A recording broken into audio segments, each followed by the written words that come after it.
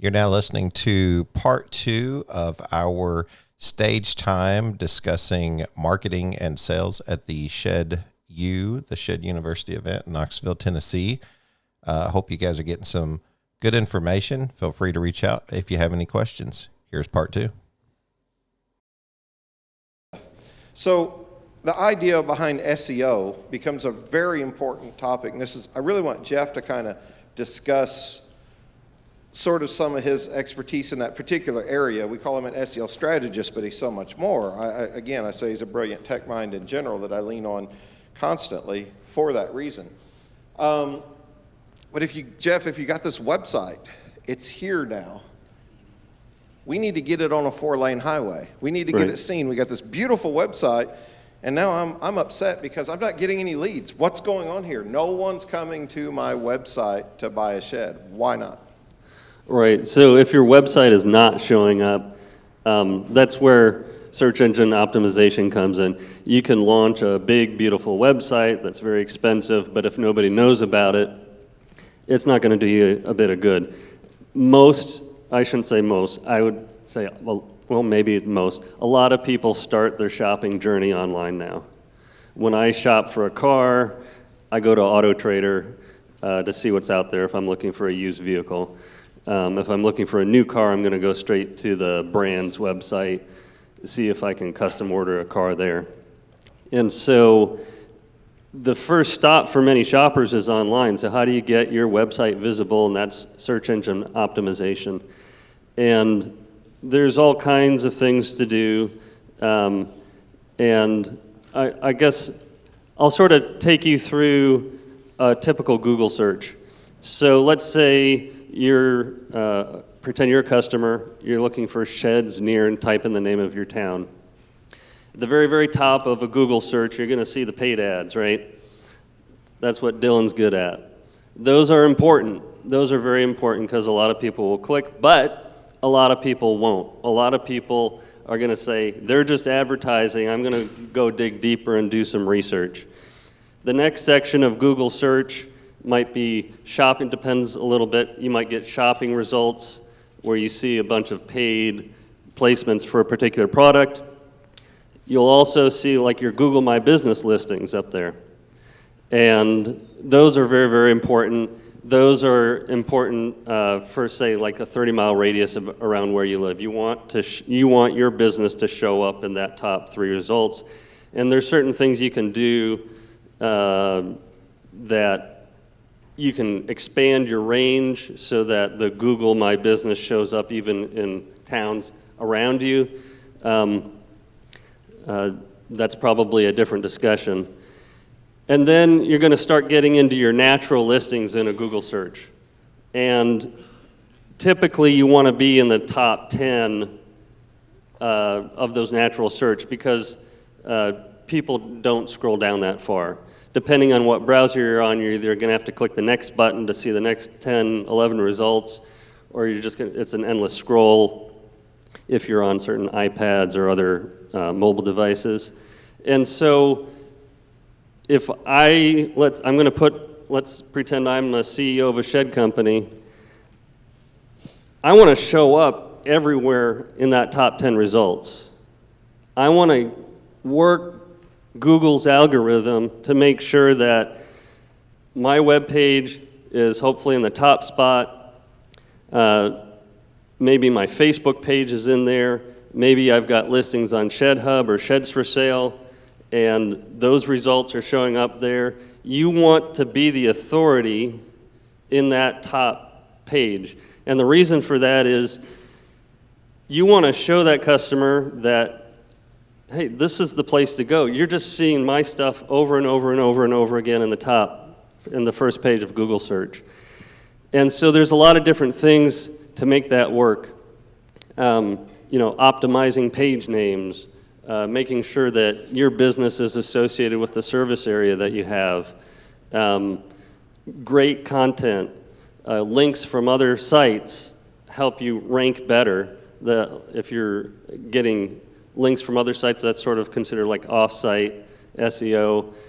There's a lot of on-page SEO where you're just working keywords in, working with content. and making yourself an authority for your area. And that's something I work on every single day. And so, for instance, with Shedhub, we get a visitor every 70, 80 seconds to the site.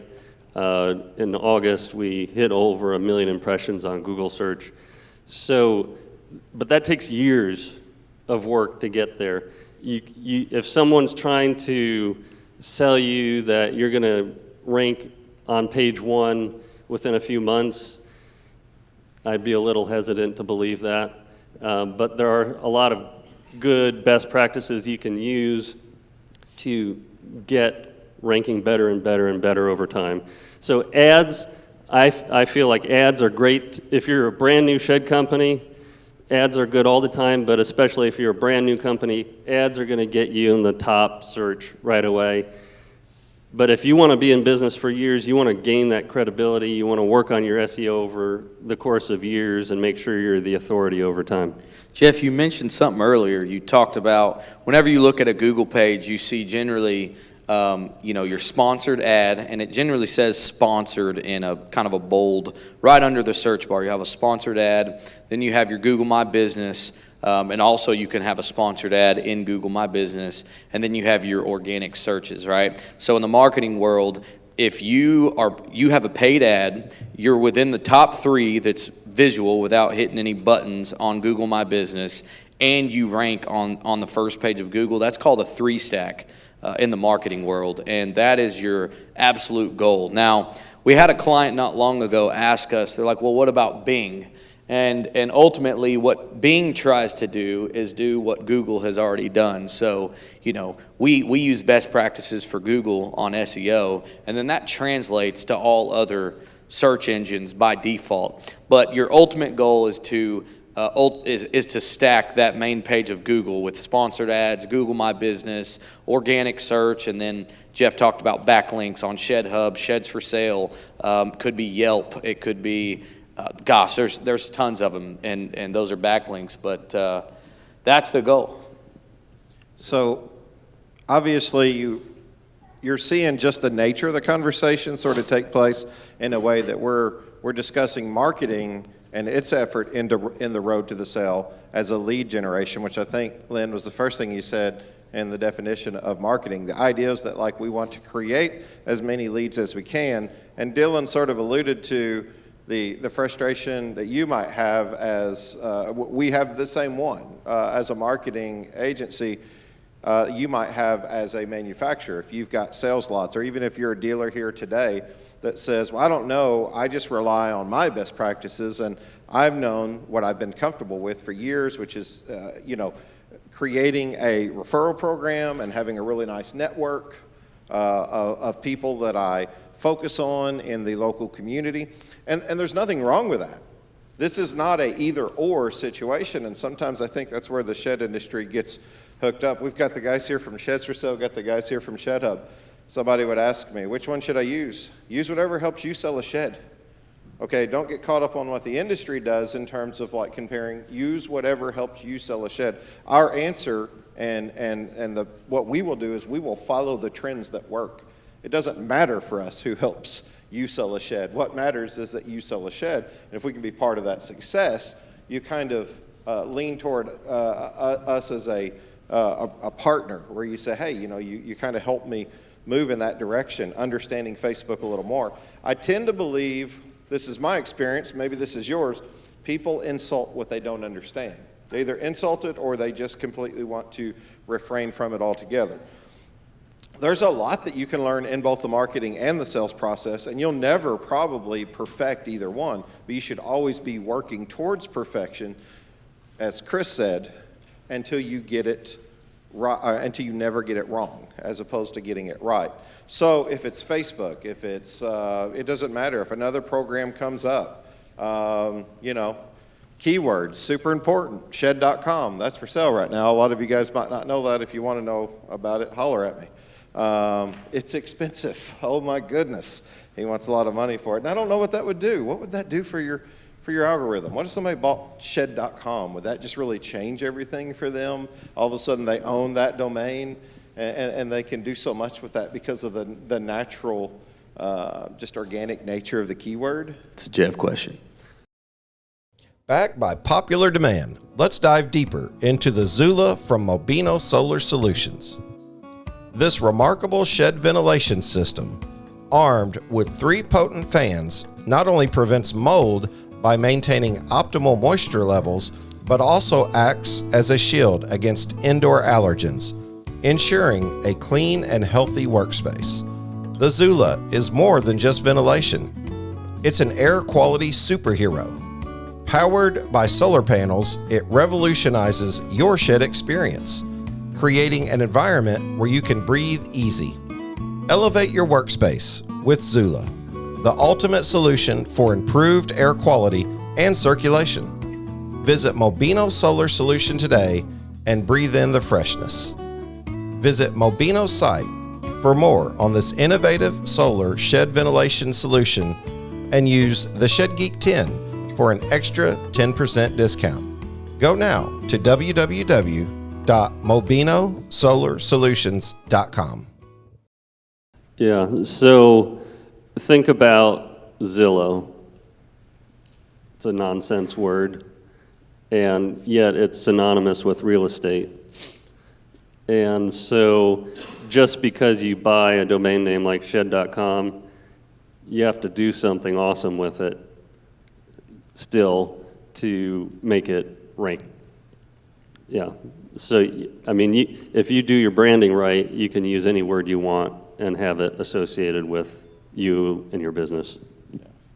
Yeah, it's one of those things where, wow, I mean, I didn't know there's a whole business. I mean, 3-4 years ago, I didn't know there was a whole business just based around purchasing URLs for the purpose of selling them and reselling and creating, a whole intellectual property value there, to the tune of 6 figures plus, for like that domain. And you're thinking, wow, I mean, just to try to get in front of customers. So for those who are thinking, I don't really need to embrace this, I'm calling it a post-COVID era, but honestly, .com's been around for a long time.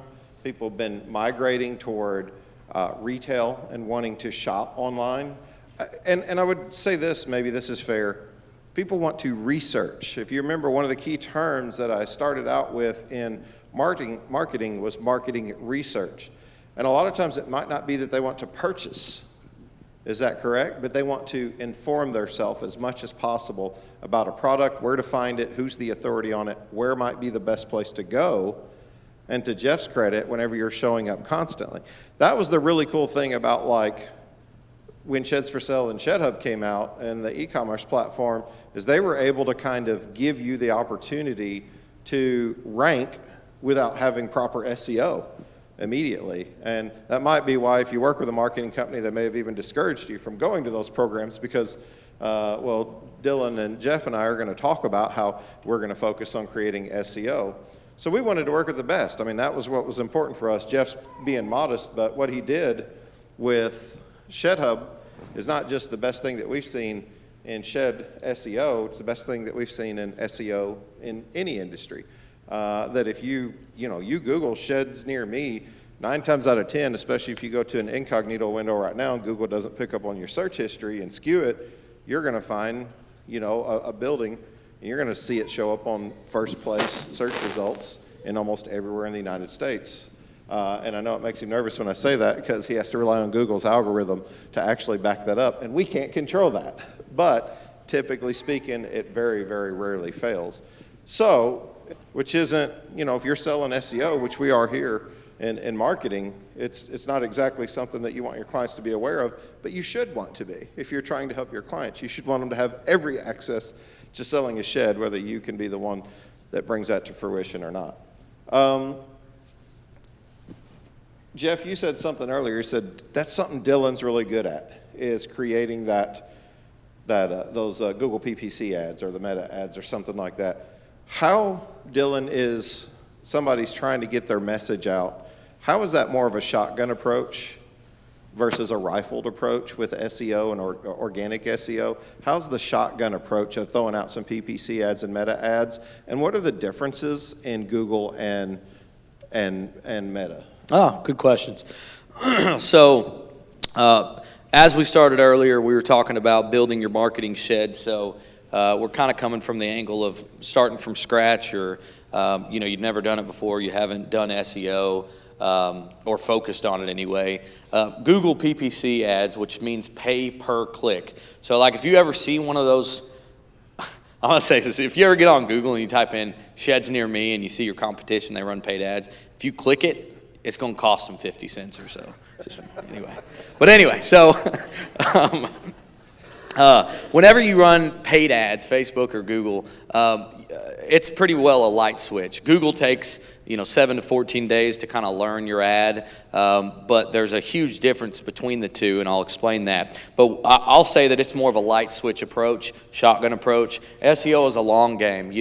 We tell our clients, don't expect to see anything for 6 months plus. There's a commitment to it. And honestly, within marketing agencies, from my experience, in my opinion, SEO is probably the shadiest service to sell, because you're never going to see the product until months later. You hope it comes to fruition that your marketing agency is doing their job and using Google's best practices to enhance your SEO. So you have to be very careful. There's 4 types of SEO. So if one person says they do SEO, you need to know what kind. So, just if you want to write these down, you have on-page SEO, everything done on your website.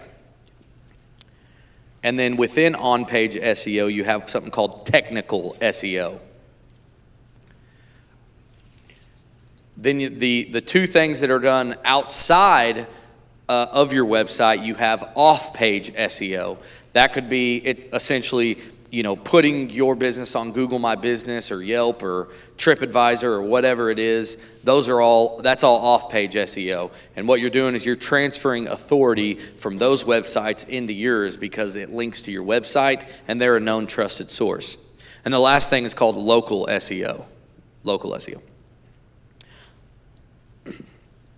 So your paid campaigns are light switch. You can turn it on immediately. SEO, it's a long game. And the difference between Google and Facebook, I'll start with Facebook. So everyone in here, you get on Facebook or you get on Instagram. If you don't know, the Meta is tied together. So if you have an Instagram and it's tied to your Meta account, then your ads will automatically run on Instagram. And you should.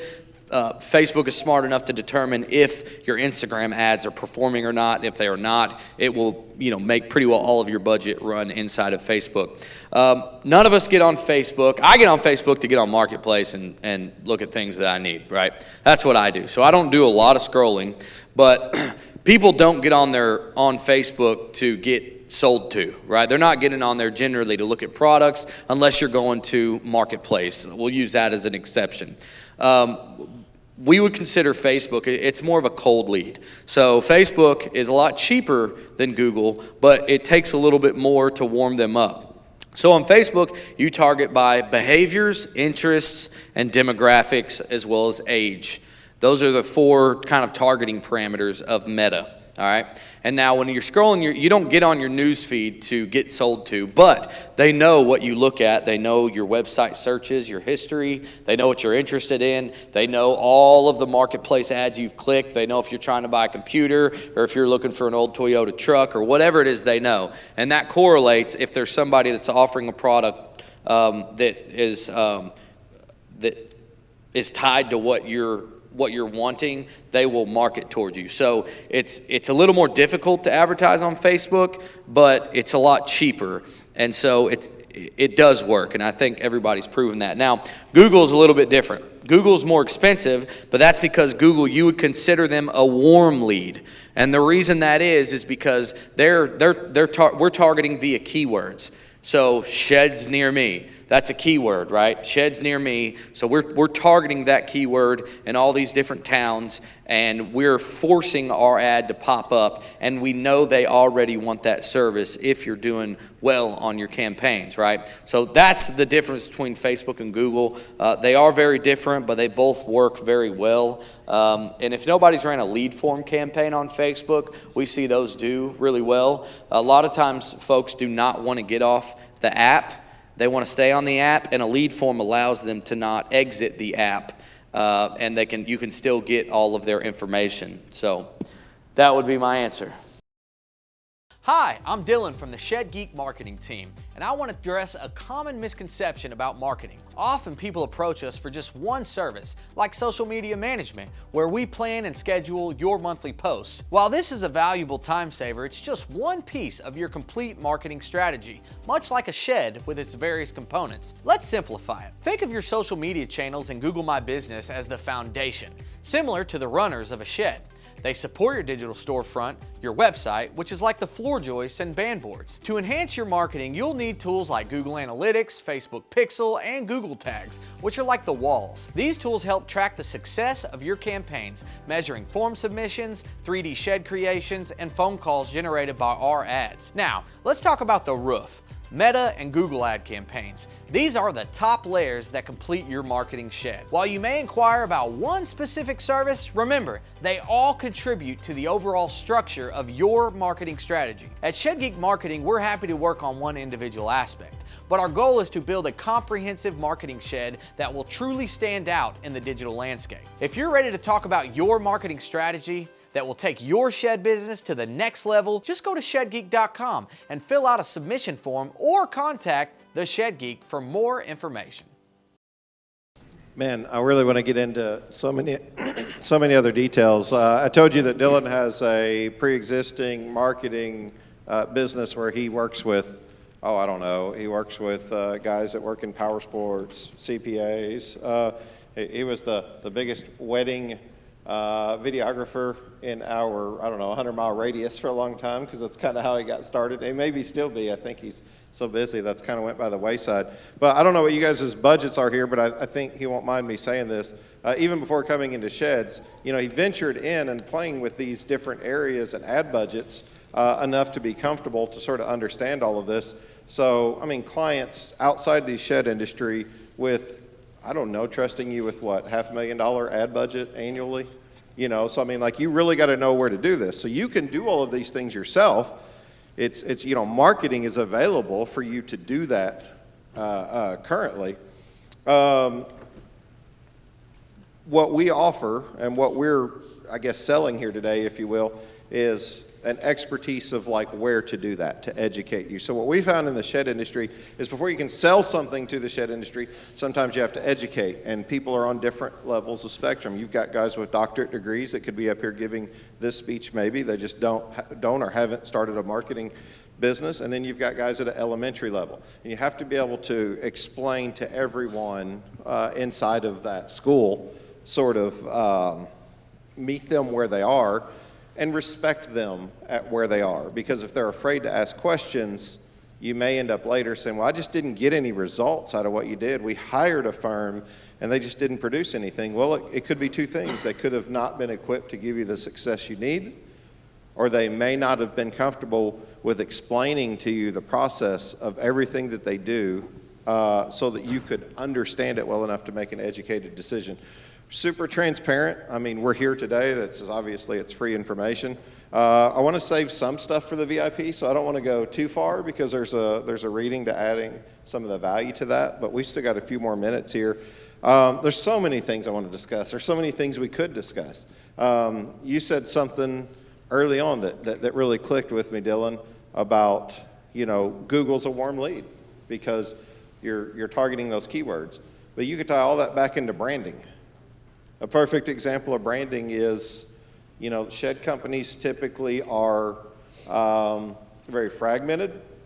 Oftentimes you'll be a dealer or you'll be a manufacturer, and if you're named this, please forgive me, I don't know. If you're ABC Shed Company over here and you manufacture sheds and you got 10 lots, you're giving, oftentimes in a consignment model, you're giving away your branding by going to those dealer networks of 10 and you're saying, okay, you're a 1099 independent contractor. We're not franchising all of your Facebook pages and the website. And if you guys want to go out and create your own website, perfect, go for it. Well, now they're out here branding, Johnny's Sheds. And now you end up with this nightmare of branding, and you say, what kind of sheds are those? Well, these are Johnny's Sheds. I'm Johnny, these are Johnny's Sheds, but these are actually ABC Sheds. what? So the customer's like, what am I buying? Am I buying a Johnny shed? Am I buying an ABC shed? Well, you're buying a Johnny shed. You know, we rebranded it, which in theory is true, unless, of course, you're on consignment because you don't own those, right? Unless you purchase them wholesale. And then you can call them whatever you want. You can call them Johnny's sheds or whatever you want. So we really try to go through the educational process of like understanding all of what you do, whether you're a dealer who sells for a big box store, a small manufacturer, or whether you're a manufacturer who also sells for theirself. We're a fan of franchising. You should own your digital assets. Dylan kind of mentioned that a little bit. We work with as many companies in the shed industry as we can. I'll just not one over the other. I'm just naming a few. You know, we've collaborated with Shed Pro. We've collaborated with Digital Shed Builder, Idea Room, My Shed. We've worked with Shed Suite constantly, the new Shed Suite marketing. 3D Sensei. So like, you know, your rent-own company, none of that really matters to us. It's not like super important to us. For us, it's really important that you do your due diligence to find out. Same with your RTO, whatever it looks like. For us, we'll just sort of meet you where you are and say, yes, we can recommend, but it's good that you do your due diligence, go through all these products.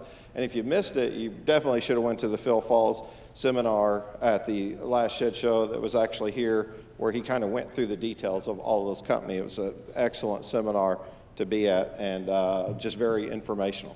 So if you have those questions, you're going to get them different from one to the next, but we will always be in the position that you should own your digital assets. We have run across, I don't know what we run across so far. About three or four. Three. Yeah. So if you don't own those digital assets, whenever you no longer utilize those services, your data's gone, which means your marketing company can't be as effective if you move forward. So it's very, very, very imperative that you own your digital assets. And the same for your website. We don't own your URLs. We want you to own your URLs. That way, if you get tired of our service, kick us to the curb. You don't like us, you still got your URL that you can go out and it's not held hostage. What was the one that we ran across? Where somebody was kind of felt like they were kind of getting taken on the hosting. Oh yeah, a gentleman was being charged. So I'll build a quick picture for you. If you have a road, then you have your property, you have an acre, and then you have a house. Well, like your URL, which is your .com, that gets you to the property, right? And then your property, that is the hosting or your server, and then the house is your website, right? No matter what it's built on. And there was a gentleman we ran into, and he was being charged $900 a month for hosting.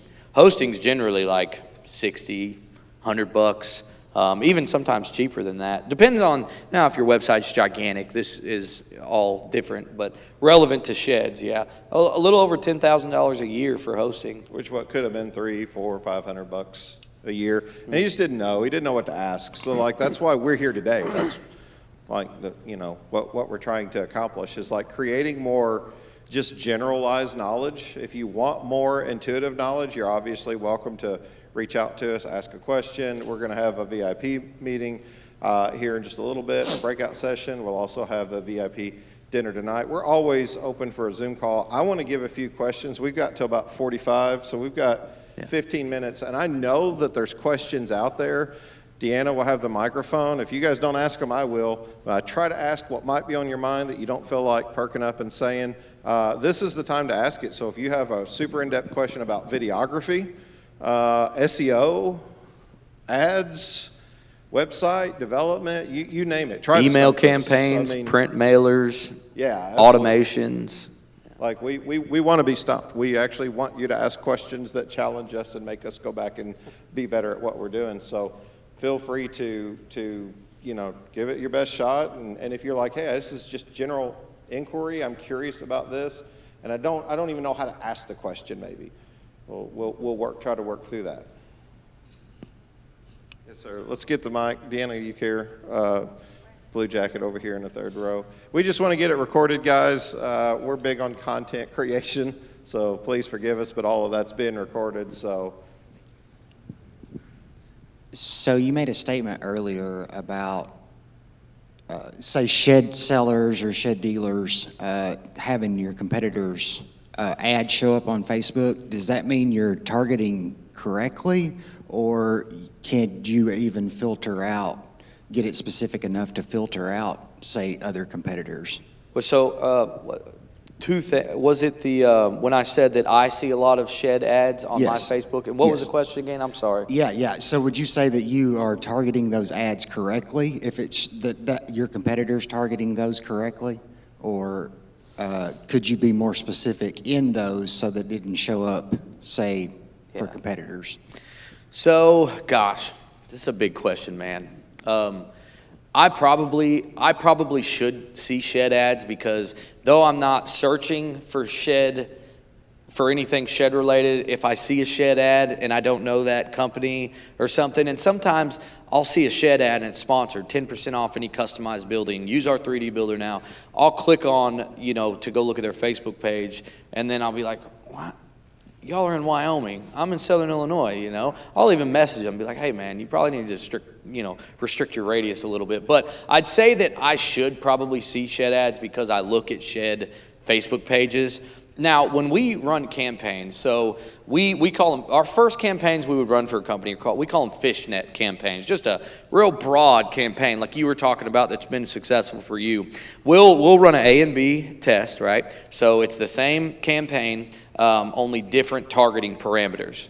And seeing how those show up, really just seeing how they perform, that's kind of what we look at. And you can even set it up to where, you're spending $2,000, but you're going to see which A or B campaign does best off the first $500. Whichever one wins, it shuts down the other campaign, and the other remaining campaign, the winner, will finish spending the rest of that ad budget. But it's very difficult. So, all right, let's break it down. So when you're in Facebook Ads Manager and you are typing in those behaviors, interests, and demographics, have y'all seen that? Generally, you pick your radius, and you could do 50-mile bubbles, and then, you generally, whatever you might have a 100-mile circular radius, right? Then below that, you have behaviors, interests, demographics. The thing is that box, it encapsulates all three of those. And what I think a lot of just marketing agencies and people don't do is they don't look. If you type in portable building, to the right, you'll see if that's like something they're interested in, or if they're employed by a portable building. And I think people don't read the small little paragraphs that pop up. So a lot of people, they're targeting people that work for a portable building manufacturer. And, they definitely don't want a shed, right? You know what I mean? So I don't know if that answers your question. Yeah. Okay. Anybody else? Well, we'll let the crickets sing. Awesome. Back there, Deanna, green polo button up. Hello from the Shed Geek. Let's take a walk through My Shed 3D. With My Shed 3D, your company can simply add a 3D builder button to its website. Once the customer clicks onto the 3D builder button, they will enter some basic information to get started. Remember, this information is captured in your Leads tab, whether or not the customer designs a building. This is very valuable information that turns a cold call into a warm lead. Next, they begin the design of their shed by selecting a primary use, a style, and a size that best fits their need. My Shed 3D has multiple styles that are available and consistent with traditional and barn styles within the shed industry. However, if you offer a customized or non-traditional style, My Shed Solutions can build that design for future use. We can also save on some design features that make it easy to adjust without a major rebuild or added fees for design changes. For instance, want to offer a steeper roof pitch? Just navigate to the Settings tab. Then click the Building Models. Click Edit Building and just enter the new roof center height, and the design changes will reflect on this style option. This will save you thousands versus traditional design changes that need to build a whole new style to match your design. From here, simply choose the style, siding, and color. Then choose a trim and roofing style and color. Next, let's add a door. That was goofy. Next, let's add a door. It is required to add a door to move forward with the design, as at least one ingress-egress option is necessary. Then add some design changes for personalization. Maybe some windows, or a porch, or some interior shelving. Next, just click Save Design and the customer will receive an automated text with all the features of the design to the email address entered at the beginning. From here, they can edit the design, view the details of the design, pay now to order the shed, or click Rent to Own to complete the necessary steps to purchase a shed they designed with My Shed 3D. The design enters the admin panel as a quote, and this is where the manufacturer can update the progress of the design once a deposit is taken. My Shed, from design to delivery, we have you covered. $55,000 a year. So, but in, Chicago, I mean, it's just different. So where are we at? Just Midwest. Midwest, okay. That's tough. And it would take a leap of faith. If you're a dealer and you're making 10, 12% commission, I would at least try to spend, if you could do $2,000 a month, I think that would work wonders. 2,500, I think you could kill it. But now I'm talking all-in budget. I'm talking a service fee and then also your ad budget, because you can't do one without the other. You know what I mean? Does that make sense? Yeah. So I'm talking all in. If you had $2,000, 2,500, and you're an individual shed dealer, I think you could really make a killing. Thanks. Yeah, absolutely. Deanna, right back there. What I think's really cool too about that question is it certainly depends on if you're a wholesale dealer or if you're a consignment dealer, and are you working with your manufacturer, or are they working with you to co-op on some of those costs? Is it a conversation you should bring up?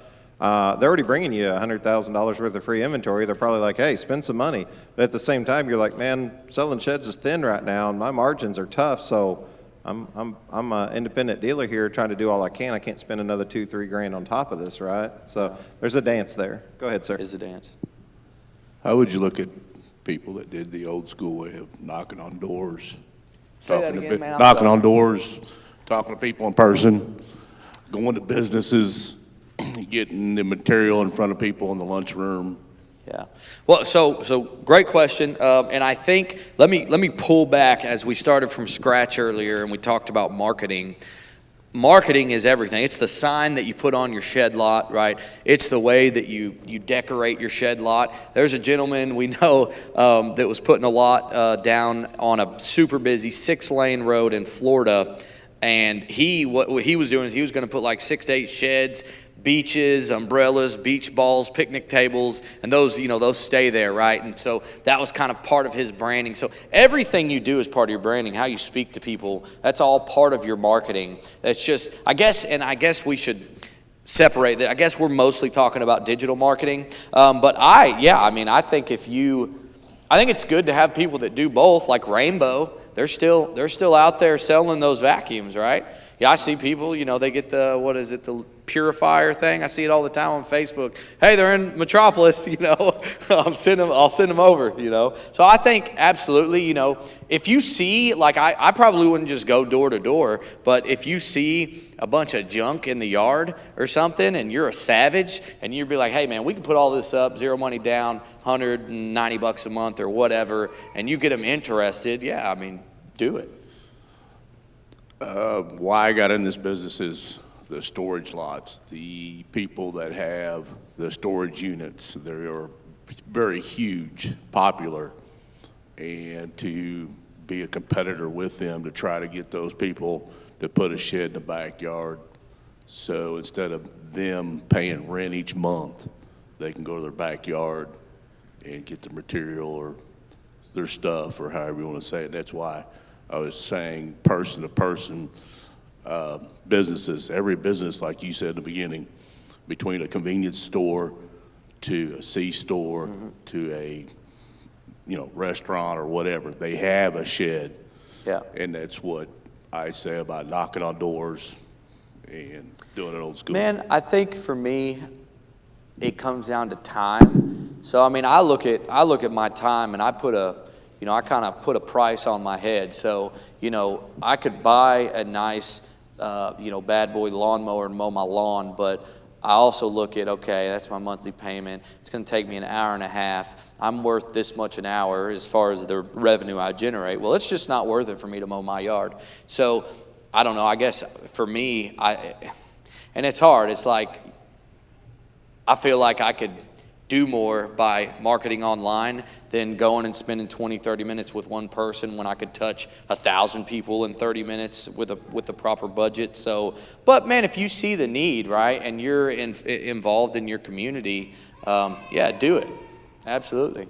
I don't think there's necessarily one way either. This is again, not an either or, but an addition to all of the best practices that you've seen that have worked. I mean, you know, the old church got us to the new church. Ooh, I just opened up a can of worms there, didn't I? You know, I just, you know, for me, there's a ton of value in tradition and history, and we should honor that. So we don't want to take away from it. We want to add to it, and that's also what I mean by my new church comment. So, yes, sir. I am a manufacturer and wanting to expand and add a sales lot. Is it economical to think that I could really ramp up the marketing as you've described this morning and up the sales a sufficient amount instead of opening another brick and mortar store? And by the way, you didn't call me a goober, but I'm the goober paying $900 a month to the website guy that we're about to change. But anyway. Wait, are you I am Harvey? I am Harvey. Okay, good to meet you, Harvey. Okay, very well. I don't even remember the question now. What was the question, Harvey? Oh, never mind, I got it. Okay, shed lot or digital marketing. Here would be my quick answer is that we have a client, they do 10 mil a year. They don't have one lot. They have a manufacturing facility, and you know when they get the sheds built, they have to fit them all over the doggone place just before they go out. And so you know you can come there and see it. It is listed, but it's all generated from online sales. I would say calculate. In your case, Harvey, I would calculate what's it going to cost you to get that property, or if they own that property, if you have to get gravel or electricity, what's your all-in cost and what's going to be your monthly cost, and then reach out to me and I'll give you my honest opinion, you know, because it just depends. Do they own it, you know, and you're just like dropping sheds off, or you're wanting to own it? I guess that would be, you said it earlier, consignment, or if they're buying it wholesale, right? Absolutely. Marvin, yes, sir. Marvin.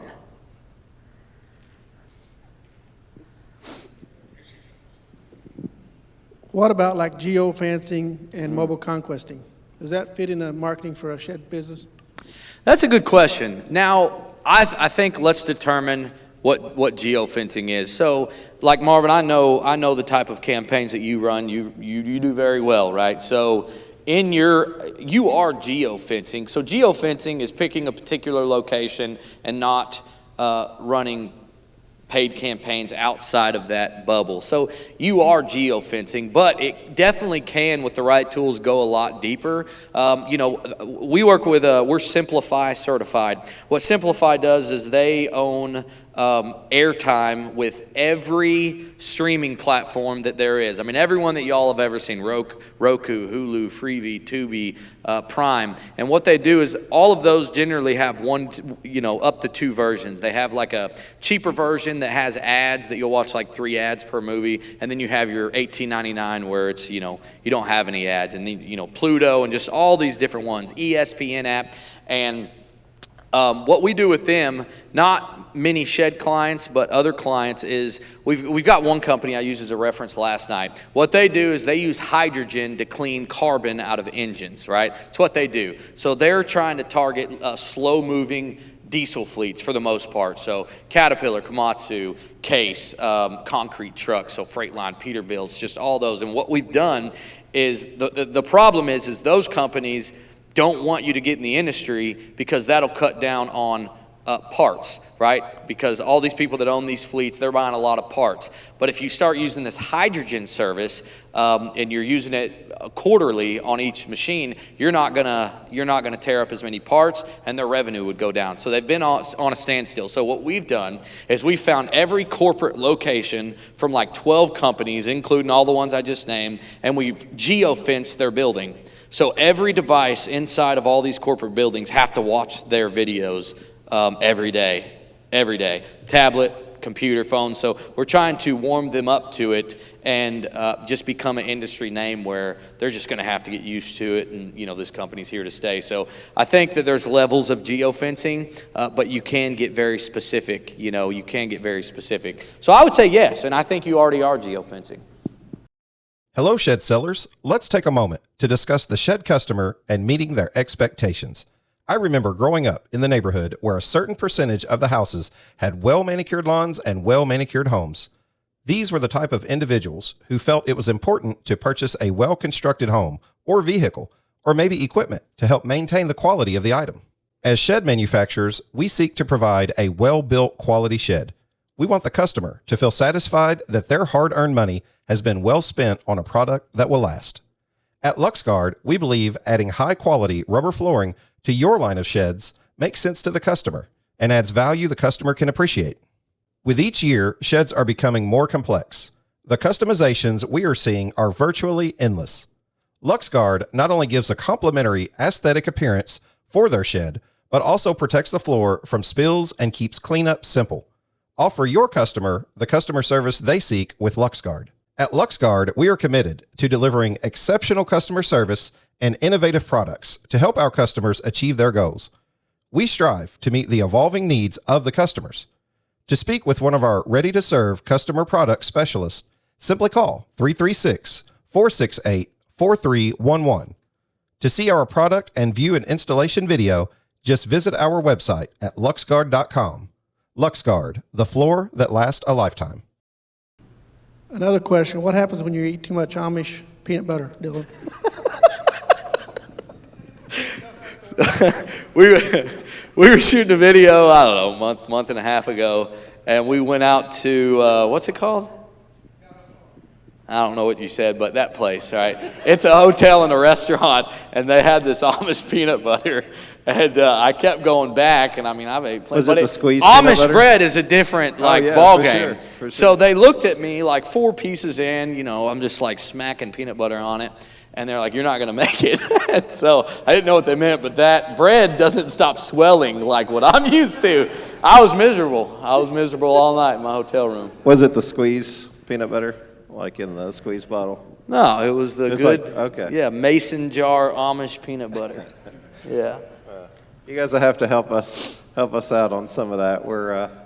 We have to struggle through learning the different cultures. We probably got time for one more question, then we'll kind of wrap it up because we've got lunch coming up. Guys, I honestly feel like we could set up here for another 2 hours and just feel free to talk to you or answer questions you have. We will do the VIP event here in just a bit. If you want us to go deeper on conversation, we'll just get into that a little bit more. But any other questions before we wrap up? Yeah, let's go. Nice, let's go. Let's knock them out. She's hustling. She's like, you dragged me over here to do all this stuff. I didn't even sign up for this. I know. She's like, what? Which would be more beneficial, a ad featuring a video or an ad with just a simple banner? Great question. I would say both of them will do their job. We do notice that our clients that do put out consistent video content, they do perform better, but they're not always just running video content, right? So I think a mixture of both is going to be the best bang for your buck. Do a test, right? Do a video on a product that you're selling, in stock, this in stock type of shed. It can be a lofted gambrel shed with a garage door, right? Do a graphic of it, take a picture, do a graphic 10% off, and then do a walk around reel with, and it shows the captions, we're offering this 10% off, and run a test. Because I'd love to tell you like an exact answer, but man, this is all, selling in Louisiana is way different than selling in Idaho, right? So we have to be careful of what we say so you don't hold it as truth, because it may not be truth in that location. Yep. Who determines cost per click? That's a good question, man. I think it also goes back to kind of that similar answer. Are you saying whoever you're marketing through, so Facebook or Google, they're going to tell us what the cost per click is. ultimately, this depends on the population density and your ad budget, what your ad looks like, and what your offering is. All of those things are a formula, right? So if you're running a campaign and then beyond that, let's just say you're at 80 cents cost per click, and that's just a click to the website. That's not conversions, which we didn't talk about a lot, that we'll talk about in the breakout session. If you're at 80 cents to get per click to get people into the website, whether it's Facebook or Google, also after you have at least 90 days, 60 days worth of data, of tracking data through Google Analytics or Facebook Pixel, you can retarget to people that didn't click, and then it'll bring your cost per click down. So you just have to start. You have to kind of start. And it's going to be so dependent. We have some people that are like 14 cents a click to their shed site, some that are $1.12, but one of those has, 98,000 people in a 70-mile radius, and the other person has 6 million people, right? So all this stuff comes in as a factor. One is, a lot of that area is in poverty, and the other one is a booming rural city, right? So it's hard to give you that exactly. I think there was one more question. Awesome. Lady in the back by the camera.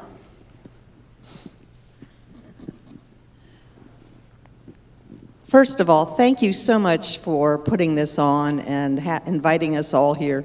I'll take all the credit. This is phenomenal, so thank you so much for doing this. I work for a dealer in Northeast Ohio. He has 4 shed lots.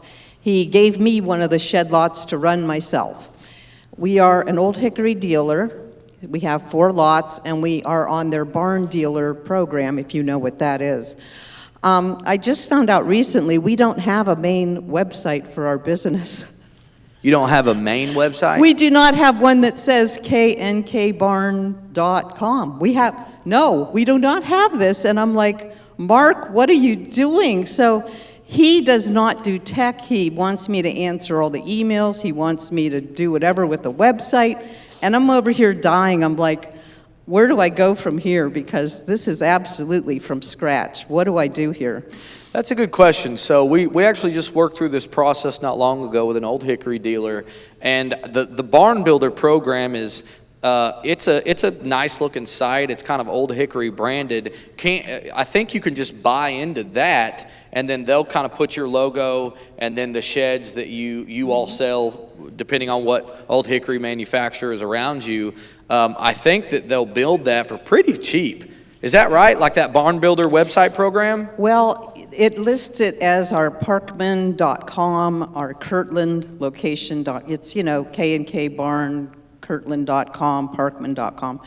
And they're 4 separate websites. They're not integrated. There's one for each of our lots. So if we get a main website, knkbarn.com, we could list Barn Dealer on there, and that would direct them to our just one main website and have them jump on the links from there, right? I would probably have to dig into the Barn Builder program a little more to be able to answer you. What we're seeing a lot nowadays as we kind of just, we're cutting into this digital forefront where you have to run digital campaigns, is that you have one main website and that website lists the locations, okay? The problem we're seeing is determining if, and the manufacturer's trying to make the decision on when we have this one main site, that one main website may have, they might have 28 dealers. We have a client, they've got 28 lots. And what they do is they bring those online leads in, and they have an online person that handles those. But what some people are doing, there's 2 other options, is that you're getting those online leads in, and then based off zip code, you're dishing that lead out to the lot that is closest to that lead.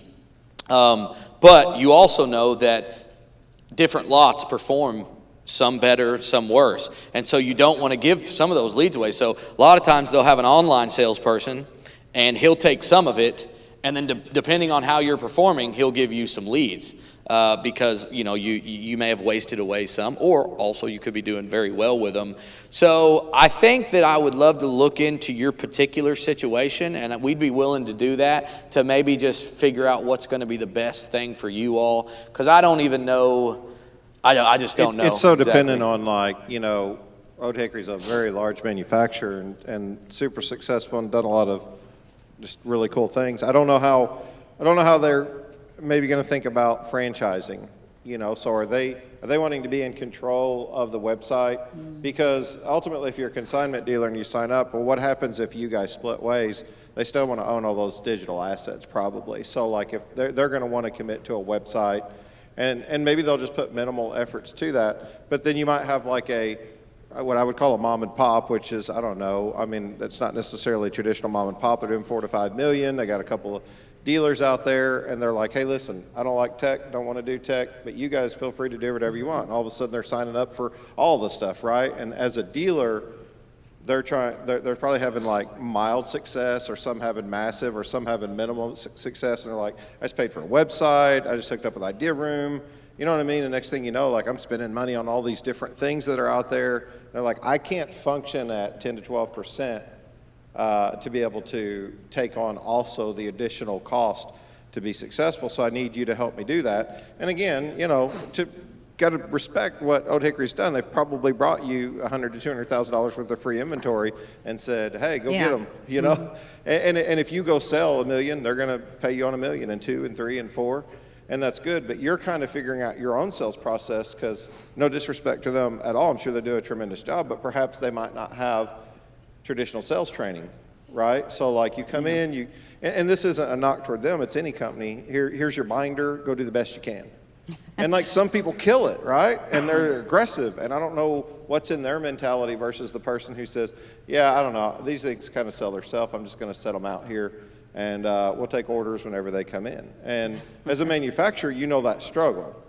And that's where you have to be almost super aggressive now as a sales manager or manufacturer setting up your lots to kind of ask people questions like, do you embrace technology? What's your level of understanding of it? Can we sit down and kind of have a question there before we just hand over $200,000 worth of free inventory because you say you're going to kill it? You might. So there's this dance. It just really depends on who and what you are and where you're at in the industry. But I'm quite certain they're going to pour into their dealers. That's what they're going to want to do. So you think I need to check with Old Hickory before we put our own website out there to link the other ones too? If I was Old Hickory, I would appreciate it if you did, or any manufacturer here. Good. I would say, hey, before you go buy a bunch of services that maybe we can help you. Yeah. Maybe they have a way to help you internally. Or maybe they want to co-op. See, that's the thing. We're not here with any constraints, so we can kind of speak recklessly. But it doesn't matter to me if you're Old Hickory, and it doesn't even matter to me if you're another marketing company and you say, hey, we only cover 8 of the things you guys cover. Cool, we'll pick up the other 2. Like, we'll work with you. We won't work against you. So for me, it's like our approach and what we're trying to create through transparency is we'll meet you where you are. It doesn't matter to us if you're so I think Old Hickory would appreciate that. And then if they said, good idea. Use these guys, they embrace the idea, we'd love to have that business, but I would check with them first. Okay, thank you very much. Absolutely. We might have time for one more quick question. We can probably squeeze in one more. We're pushing 12 o'clock pretty close, but if anybody's got anything.